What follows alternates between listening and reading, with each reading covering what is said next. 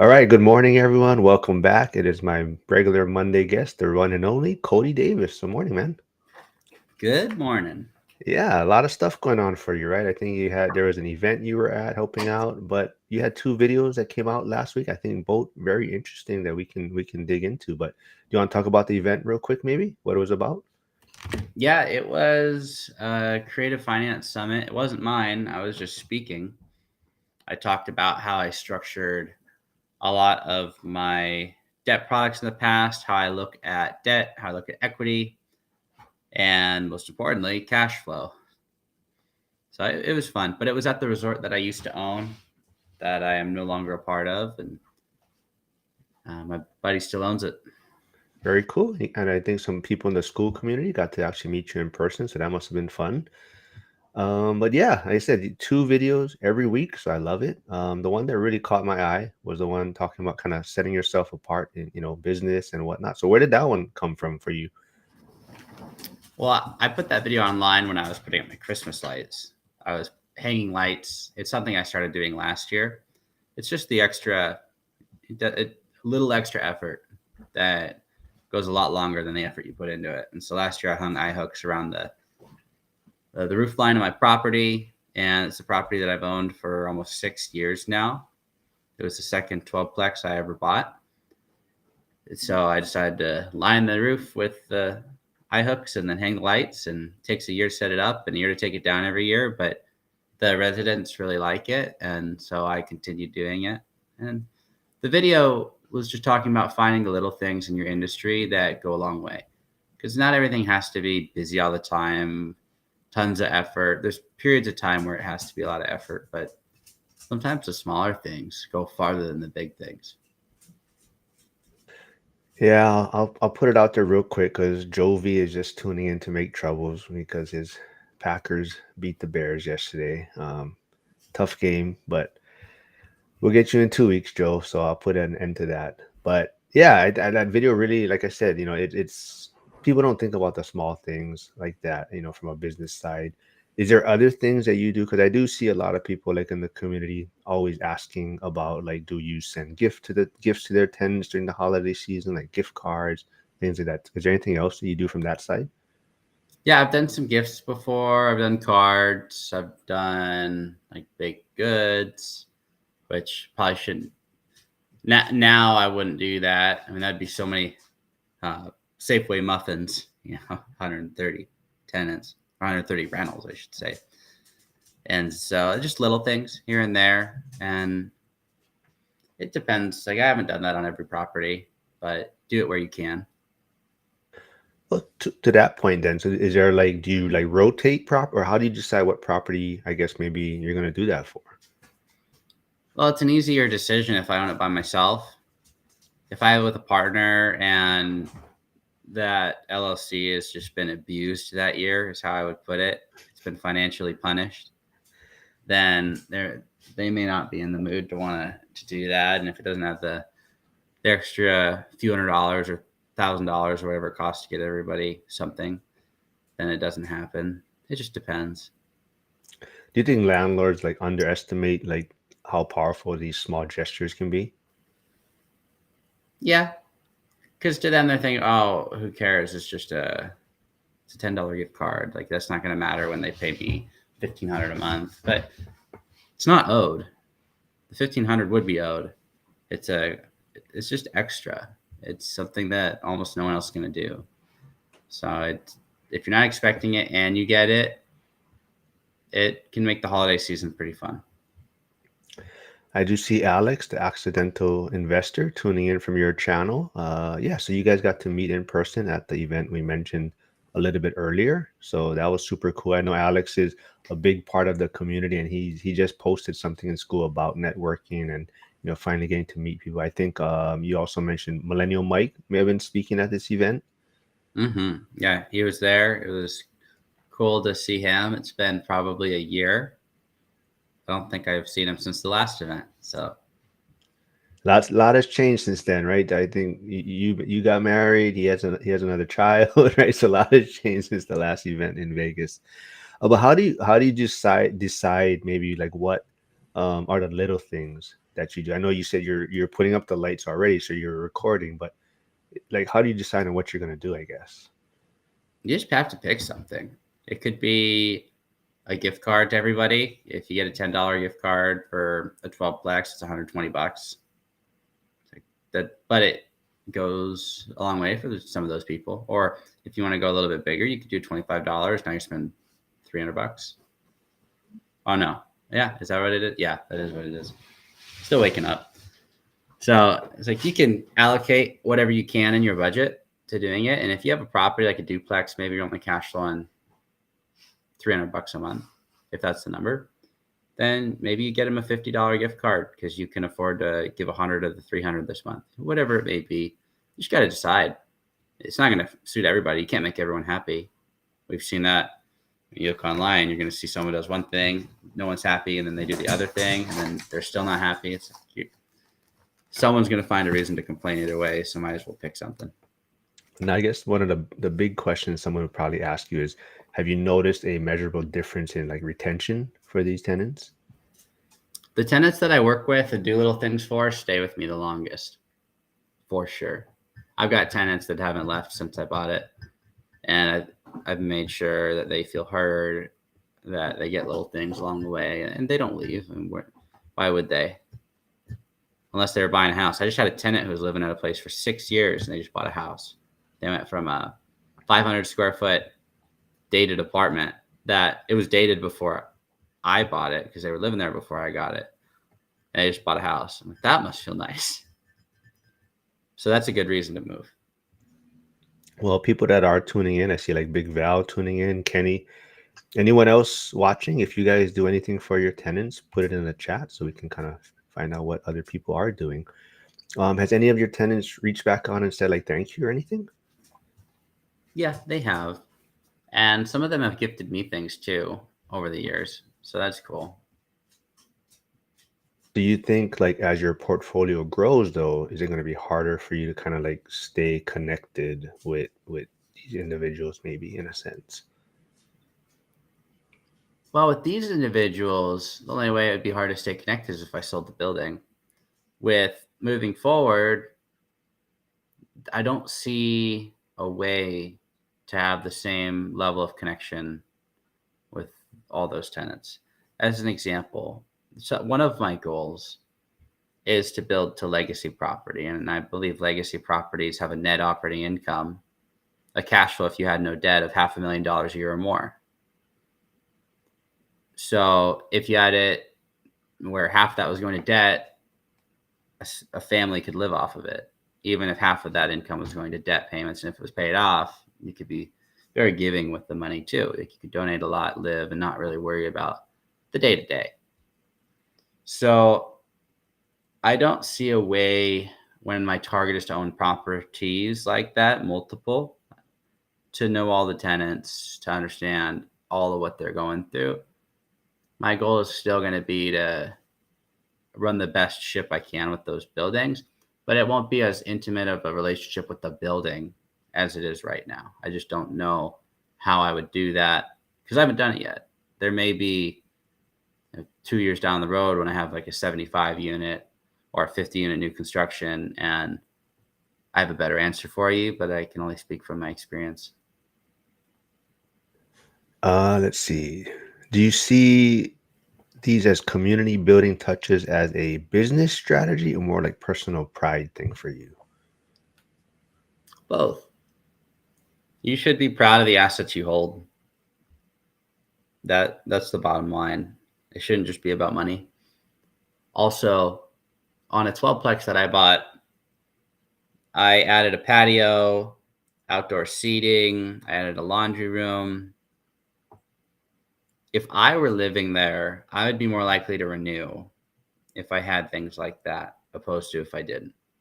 And so while, yeah, it makes the building look nicer and it makes me more of a proud owner, it'll never be Class A because of the year it was built, the style that it was built in. But if it's the difference between a slummy Class C building and pride of ownership Class C building, I'm going to take the pride of ownership one because there's going to be a tenant for that type of inventory no matter what. And they might as well have the little things Because before it was just rockscaped outside. It was that lava rock, made it more of a industrial feel for Moses Lake, and so cleaned it up, put in patios, put in seating, and it did go a long way, and it wasn't that much money.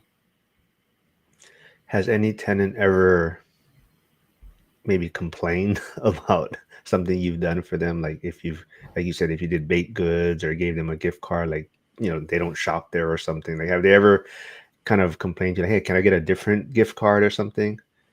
No.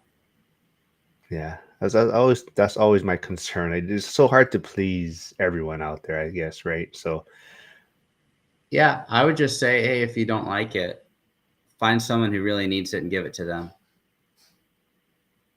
yeah, good response. Yeah. If you don't need it enough to use it, then find someone who is less fortunate. Now, your other video for the week too, you're talking about if you never cash out refinance, right? Is that correct? Yeah, what would have happened if I never did a cash out refi? That would have looked different. Yeah, I mean, because dig into that one, because that one had a lot of good amount of viewership and interaction on that one also. So what was on the top of your mind on thinking about that one? Every once in a while, I look at my portfolio and the mistakes that I've made. Cash out refi was not one of the mistakes. However, it's important to review what would have happened if you made the decisions you made versus if you hadn't. And what would have happened if I hadn't done a cash out refi? I probably would own my sixplex today in cash. I since sold it, flipped it into something else. I would only owe, and this is just based off the amortization, I would owe about $1,450,000 on my 39 unit. Today I owe 2.49 million, basically $1 million more.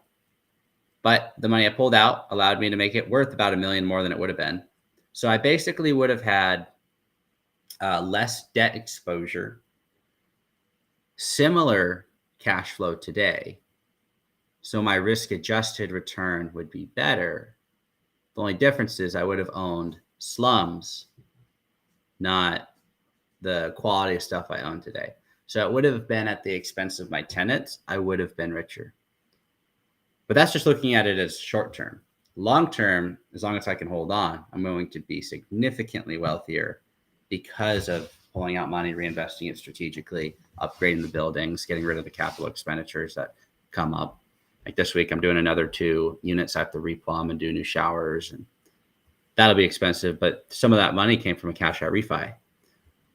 So I have a better portfolio today, but I had a better risk adjusted return had I not pulled the money out and just kept. I probably would have owned 70 or 80 rentals at much lower leverage.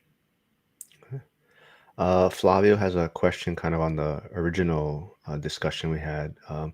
Where is your limit between you and a tenant? I don't want to be friends with my tenant. Well, I think you found your limit. Keep it business. I mean, I'll joke around with tenants, but I also own a small business. Like it's not as regimented as a big business. If I had hundreds and hundreds of rentals, then I would have to do it a little differently. But like my tenant say, hey, are you raising your rent or raising my rent? I'm like, yeah, I'm just adding a zero. Don't worry. I'm just putting a zero on the end of your rent number. Nothing crazy. And stuff like that. But we have that working relationship. I'm not going to go hang out with them. Never do. Like you don't want to do that. There has to be that separation. But it doesn't have to be cold, dry business either. That's how you get more turnover. I'm not sure if you, so have you ever done like how Dion, I'm not sure if, so they know you're the owner, I'm assuming then, like, or do you kind of try to make like you're like a property manager, or like Dion says, like, oh, I have to talk to my partner, and my partner can be like the dog, or it can be the, or it's just like he has to ask someone else when there's a decision to be made, right? Yeah, I wanted it to be that way in the beginning, but I have tenants who watch my YouTube, and so some of them might see this, and that's fine. That's why I position things the way that I do. You just tell the truth. You don't have to remember what you said, but I I own most of my stuff without partners. And a lot of my tenants, they know that. So, I mean, I used to position it as I am the property manager, but then communities are communities. You start to become brought up more and more, and you show up more places more consistently, and people put two and two together, and it's like, all right, I'm not even going to try and hide it anymore, because it's not, you can't do it. Yeah, I think that even with the whole, I mean, not legal advice, but the whole LLC entity structure, right? It's kind of the same thing, right? You can, when you initially set it up, it seems fine, but then as you keep progressing and adding new things and doing new things, it just makes it so much more complicated. Like you're saying, to try to make like your anonymity type of thing, or you're the property manager and stuff like that. So, was there a moment where you regretted pulling equity out? I couldn't be where I'm at today unless I did what I did. So I can't, I don't regret it. But I do look back and wonder if I could have found another way to find the money. Water flows to wherever is easiest. And so the easiest way for me was to pull out money. But it just makes me wonder, was there another deal? Was there a deal I could have bought, flipped, sold? Was there another brokerage deal I could have done just to get enough cash together to do what I needed to do? Had I not pulled money out of my 12 unit in Moses Lake, today I would owe a little under $500,000. Today I owe 973. I did a lot of scaling with that. I bought a 10 unit, a duplex, a 15 unit, some other stuff. Happy I did it. But the pain points I've had to go through are a result of pulling those out. So I got to basically go in the fast lane for learning a whole bunch of lessons. I wouldn't have known those lessons had I not done it. So I can't regret it. I see Brandon tuning in.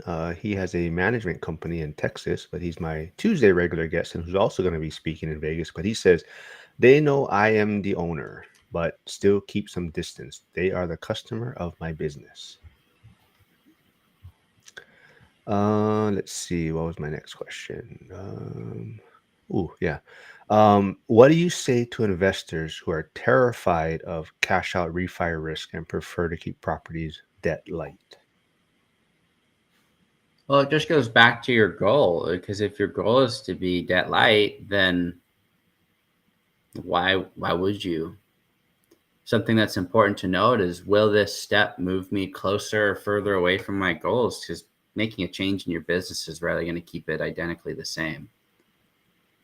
When I go make a decision today, is it going to move me closer or further away from my goals? And one way it could move me closer is separating from a business partner and owning it by myself. That is a huge step in the right direction. I believe that for most people's situations, that can be the right decision, to own a bulk of your portfolio by yourself. But again, it comes down to what you want.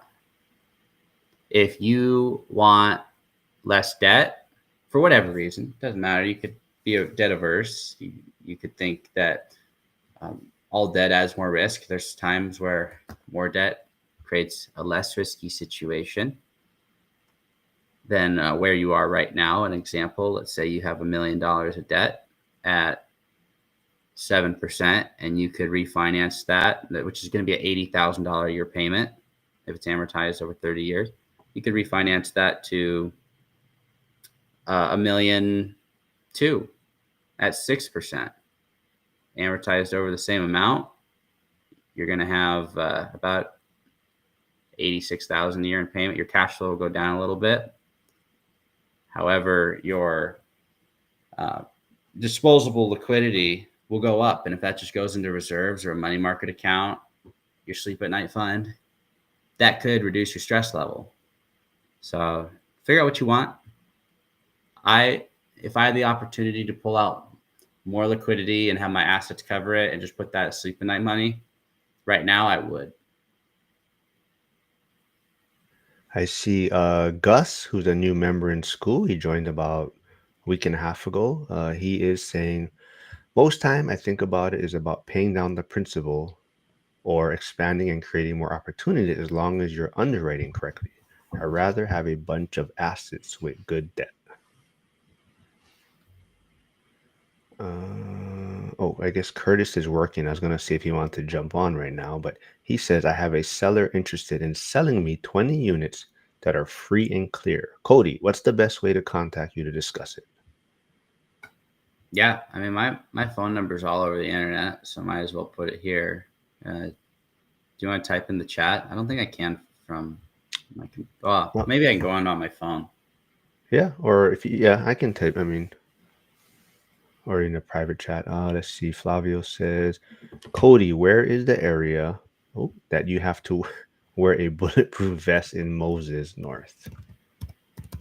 That is located. It'll show up on a map. It's called the base. And back to Gus's Oops. discussion, because I do think that's a good point that we don't want to just gloss over. The idea of paying down more principal. Again, it comes down to your goals, but you have to look at it analytically and say, am I going to make more long-term wealth from paying down principal in this market, or am I going to make more long-term wealth from getting into a deal potentially with long-term interest only to maximize cash flow and let the appreciation do the building? Because over a 10-15 year period, you should, as long as you're not buying in a dead market, have equity built into your portfolio. The question is, can you wait long enough to get there? So what I have been doing I don't have a whole lot of residential stuff, but on the few residential properties I have, what I do is I lever those up with interest only debt. It's 10-year interest only, 30-year AM. I've been working with a gentleman at Coast to Coast Mortgage for that. And it allows me to maximize my cash flow, maintain control of the asset, and just be in a better financial position while I wait for it to go up in value in those markets, because those markets are growing, they're not contracting. And then so back to Curtis's question real quick. I'm not sure if this is the same individual, but I know he had a sit down with someone before that had a lot of paid off properties. And I'm not sure, Cody, if you ever thought about this or what. So this individual, I think, might have been 20 or 30 paid off units, but they basically don't even have insurance on their properties. They just put aside money almost like an insurance policy for themselves because they feel like insurance, got to jump through hoops. They may not pay out, all these type of things. So they almost building their own insurance policies on the side from the cash flow. Is that something you ever thought about? I wouldn't do that. I've heard of some people that do that. If you can self-insure, at least I don't think you can self-insure at a comfortable level on a small scale. Like if you have 20 units, let's say your net operating income is 12 grand a year per unit, got $250,000. If you want to live your life on $250,000, you could do it, especially if you don't have a home loan. But you have a building burned down, you're not rebuilding it on $250,000 a year. I mean, I don't see it unless you're not going to live on any of that money. Like you might be able to rebuild a house in some markets for that, but you're going to go back into debt. I'd rather just pay the money for the insurance. It's not an investment product. It's an insurance product. It's an in case, and hopefully you never have to deal with it. And that money's just set on a table and lit on fire, but you get the idea. It's there in case you have something catastrophic. And I sleep well at night knowing I spend a lot of money on insurance. Sure, I wish I had it in my pocket, but that's operating off the assumption that that thing's going to happen, because I'm not going to claim anything unless it's catastrophic.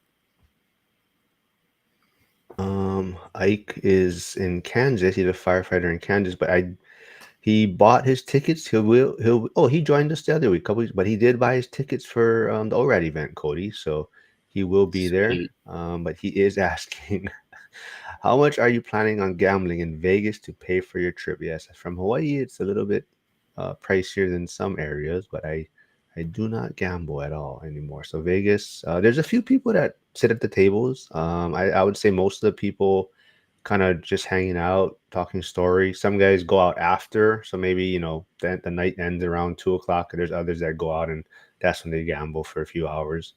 But yeah, I wouldn't say too many people were gambling the past 2 years. Brandon is here. B2R investing. Yeah. Let's see. Huh. Ooh, okay. I think this is the question that a lot of people are facing in the community right now. They're in that kind of um, not in the early phases and not in the financial freedom part, the end part. But how do you balance growth hunger with safety when pulling out equity? It's going to depend on the property type you're building a portfolio. Let's go with another example. Let's say all of your properties are duplexes. You own 20, we're going to say Mark owns 20 units and Cody owns 20 units.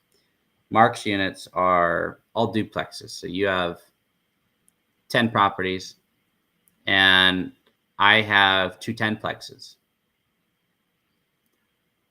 In your situation, if we both want to, let's say, go from 20 units to 40 units, I would feel more comfortable levering up duplexes to 80%, getting interest only for 10 years and then 30 RAM after that. Then I'd feel comfortable levering up my 10plexes, because my 10plexes, if I have NOI hit for insurance going up, taxes going up, rents potentially going down for a little bit, getting cash crunched, I'm susceptible to getting my loan called and not being able to service the debt and being forced to sell it by my lender. You would not be. So I would be more inclined to go max leverage on smaller stuff, but maybe instead of levering up all 10 of your duplexes, lever up 3 to 4, 5. Look at it as a portfolio. And if you're levering up even 5 duplexes, 10 of your units, half your portfolio, and you go buy another deal low leverage, well, you didn't just increase your portfolio leverage a whole bunch, percentage wise, because you put a whole bunch of money down on the next deal.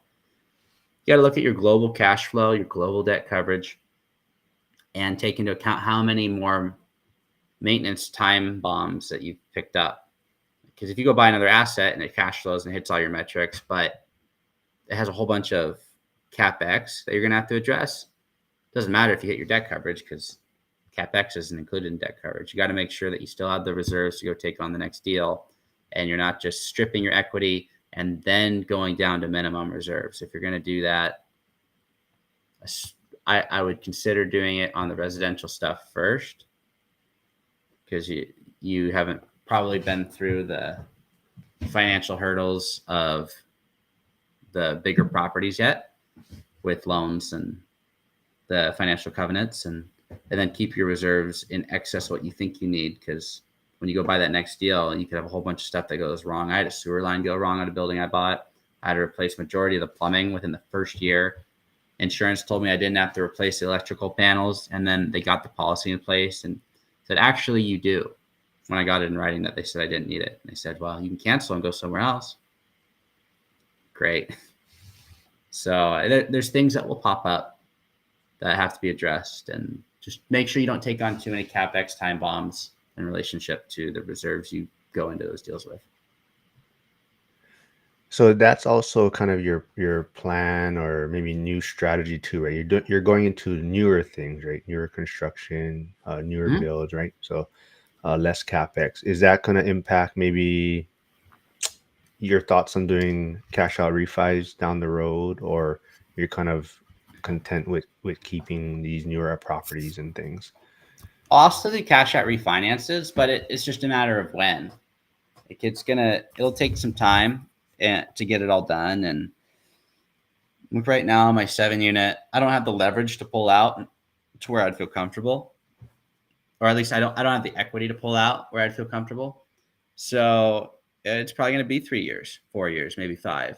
Even if it's 10, doesn't matter. Cash flows, and I can set aside money for reserves. I am listing some of my older properties for sale, the 1031 into more new stuff. So that will delay my timeline for pulling cash out. But I'm going to get rid of some of those CapEx time bombs too. So I did actually hear some people in school on some calls recently talking about they are looking at 1031s. Have you completed any 1031s Mm-hmm. already? So what Yeah. maybe pointers or things could you give them as far? So let's say you're attempting to do a 1031. Um, would you still continue if the 1031 wasn't an option? Like, let's say you found something you wanted, a 1031 wasn't gonna. Would you still maybe pay the taxes just to complete the transaction to do another deal? Yeah, I would. People focus so much on not paying taxes or getting the best deal. It's not about getting the best deal or paying the least in taxes. It's about using the resources that you have to go get what you want. And if that means you have to pay a little bit of taxes, or you don't get the best sales price, or you don't get the best purchase price, you do it. I did not get the best purchase price on my sevenplex. I paid 50,000 more than maybe anybody else would have. But who cares? I'm not buying this for someone else. I'm buying it for me. It gets me what I want. And if that's the price I got to pay to get in, so be it. But don't try and get a silver bullet where everything lines up. We've talked about that one before. You don't need everything to work. I paid a little more than I wanted to. I sold my 6 unit, the property I sold to go buy my new construction. I sold it for less than I would have wanted it to. If I still owned it today, it'd be worth over 100 grand more than I paid for it. But it is what it is. I didn't want to maximize my equity on that project. I wanted to go take the money and buy something new to show that I could do it. And now that I've proven it to myself, I'm going to likely do that where I sell stuff at probably 10% less than I would really want, but it'll allow me to go buy a bunch of brand new stuff where I go from 130 old units to probably 50 or 60 new units once it's done. Yeah, Gus is saying 100%. I do see Dion tuning in from his trip. So he said every time you hit the like button, an angel gets its wings. So thanks, Dion, for stopping by. Brandon is asking though, do you think you would grow as fast as you did with the financial stress all over again, or slow it a little and have less financial stress? I'd probably try and get it done. I'd rush through it. I have different pieces now than I did back then. Example, I have a wife with a W-2. That's helpful. I actually know a little bit about some of the stuff that I'm doing now. That's also helpful. I know how to structure seller finance notes. I know how to get bank loans, what they really want. I know how to get the DSCR loans if I don't want to go the conventional bank route. And so I have more pieces I can work with. If I were to do it again, though, what I would probably do is I'd go find a duplex to house hack or a fourplex to house hack. And I'd get into that type of deal because I have different pieces now with the W-2 helping out. And then I'd go do a few apartment deals and I'd pay off the house hack as quickly as possible. And I'd try and pay it off, whether it's a duplex or fourplex, whatever it is. My goal would be, how could I pay this off in 2 years? And once that's paid off, financially free again. Because I keep my cost of living right now around $4,000 a month. And between a paid off fourplex would get me that, and I wouldn't have my rent, so my cost of living would actually be less. It'd be closer to $2,500. I could be done. It wouldn't be like a huge retirement, but it'd be a 2 to 4 year window to financial freedom because I know what I know now. So I'd try and grind it out. And while I don't wish that upon anybody, especially not myself, that would still get me to financially free by 30. Nice. Yeah, and people don't realize like Dion does not have a huge portfolio unit count wise at all, and he seems to be doing very very well for himself. He's in Thailand right now for probably what 3 months. I bet he's going straight to Vegas to the ORAD event from his trip. So, it doesn't take a lot of units, right? Sometimes and I think people overlook that fact. Mm-hmm. Let's see. Hmm. Ooh. Um. What's more dangerous? I know it's kind of, but never refinancing or refinancing too often. Dangerous relative to what? I mean, if your goal is to grow quickly, then not never refinancing would be dangerous in relationship to that goal. If you are afraid of going bust, then refinancing too often is not going to be the move for you. It's all relative. It has to be relative. Yeah, I think that's the one thing a lot of people do struggle with, right? They have everything in a box, right? And then that's how they're uh doing their investment. It's like it's all, it has to fit in this box for it to work, and they're not kind of stepping back and seeing the whole big picture of things. Mm-hmm. Hey, Grumpy Contractor has to stop by. Morning, man. I hope I think he's wrapping up his 2 birds, 3 birds. I know he had go. Maybe one was completed. I know he's wrapping a few up in California. Hopefully, he gets that all done soon and can take it easy for a little while. Yeah, I don't know. I mean, what anything else you wanna discuss on this topic, or even back to the original one about you, setting yourself apart in business? That's just the small things. Just keep it simple. Uh, if you can find the thing that other people aren't doing and it makes sense, go do it. It doesn't take you forever to get yourself set up, being known as someone who operates differently than the rest of the folks in town. So I would just keep it as simple as you can, and whatever works with you, keep doing it. And on the debt thing, if you don't feel comfortable with it, Dion just did a good video on this PTSD versus PTS. I liked that a lot. You can go watch that video. That was on the One Rental at a Time channel. Yeah, But it's yeah, good to get makes you that think, takeaway. man. Yeah, he does. You're funny. Wait, hold on. What do you say? You're funny. Take. Oh, yeah. Jim doesn't know how to take it easy. That's why him and Yasik are always butting heads in the calls, on in the school community calls. Oh, Charles has a question for you. Cody, when would you buy stocks and bonds? I would buy stocks and bonds when money doesn't matter. It's not my strategy right now. I'll just throw money into the S&P 500 when I can.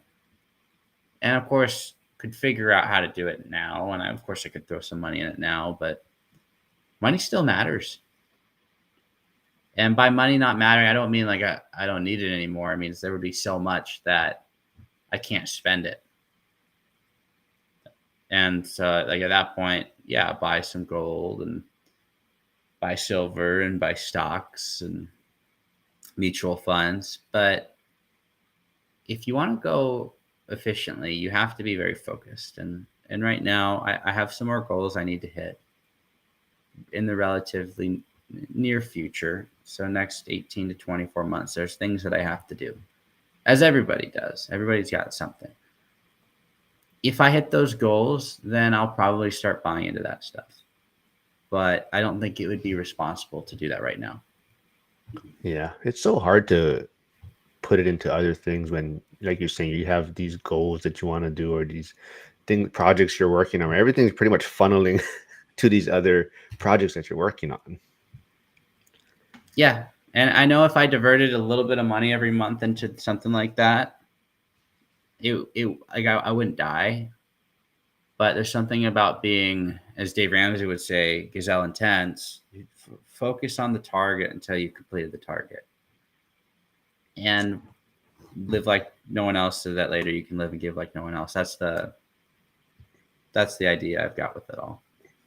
So I think Charles is referring to Coach Carson. He says Coach has moved some money, so he was just curious. And I think to that point, right, like Coach Carson kind of has, he's at the end game, or the final stages for himself, as far as maybe what he's trying to do portfolio wise, and he is just trying to preserve some wealth maybe and putting it in other asset classes. But I think he's hit his real estate goals in a sense, and now he's just in the next endeavor. Like I think he was looking at new builds and new construction, but I think as far as his main foundation, he's pretty much set there, and now he's just trying to allocate it in other areas.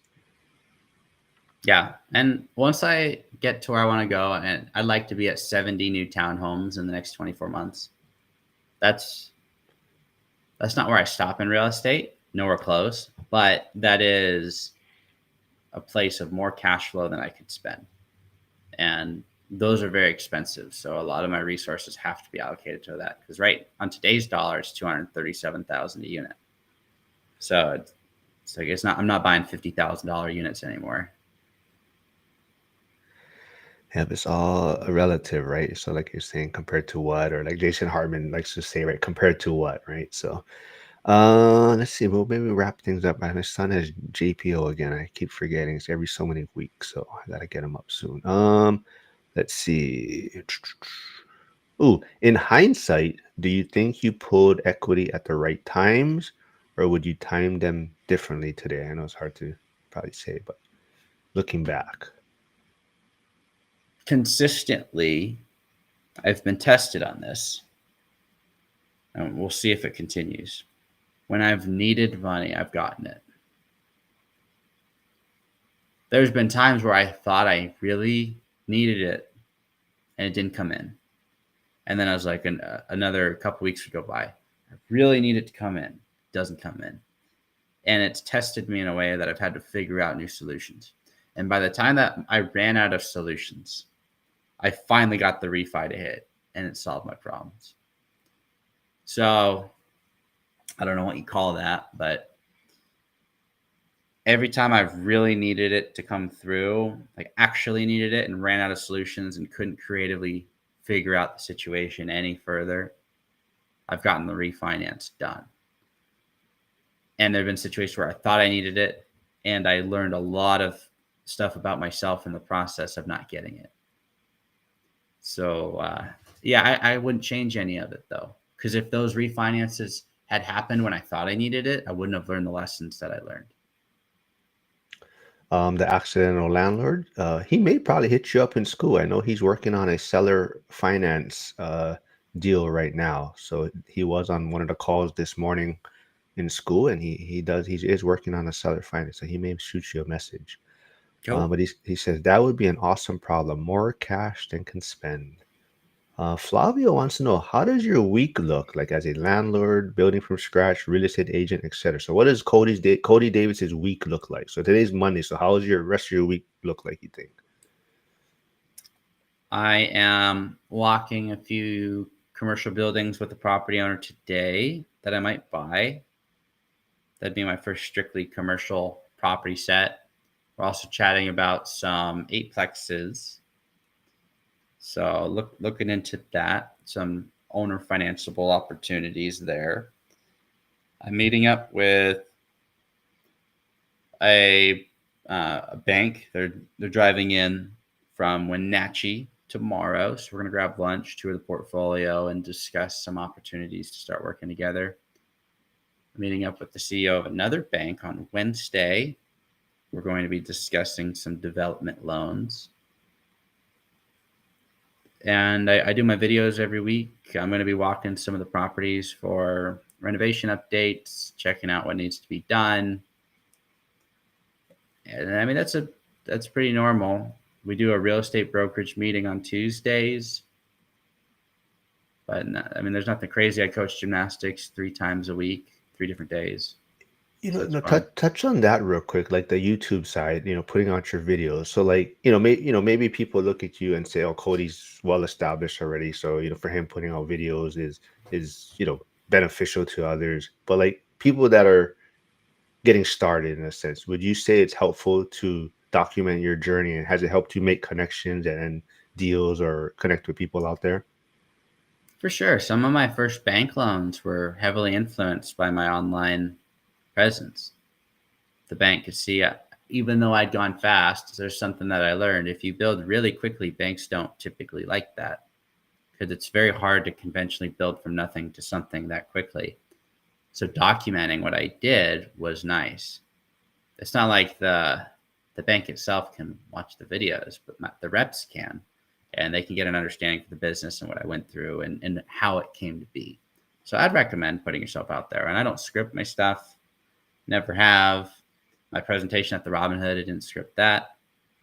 And the only presentation I'll ever script is the one for Zuber.